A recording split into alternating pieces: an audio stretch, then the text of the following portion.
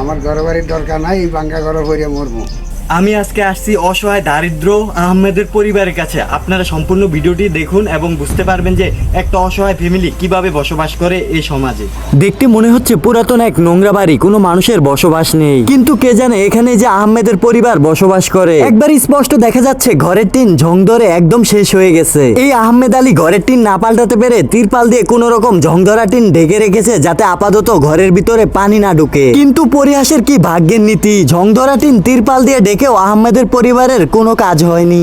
এত বছর ধরে এই দেশে বসবাস করি, কত রাজা আইলো, সরকার আইলো, কত কিছু আইলো, আমার কি কেউ একটু চোখে দেখলো না? আমার ঘর দুয়ার ভাঙ্গা চূড়া কি অবস্থা, আমার একটা সরকার একটা ঘরও দিল না। আমি কত কষ্ট করে চলি, কত কষ্ট করে খাই, তো গ্রামবাসীরা কোনোদিন একটু খোঁজ খবর লয় কেউ? আজকাল দুনিয়ার ভিতরে কেউ নেই। ঘরবাড়ি এবং সমাজ নিয়ে দুঃখ প্রকাশ করেন খালেদা বেগম। দিনের পর দিন আহমেদের পরিবার না খেয়ে থাকলেও দেখতে আসে না এলাকাবাসী। খুব কষ্টে জীবনযাপন করতেছে এই আহমেদের পরিবার।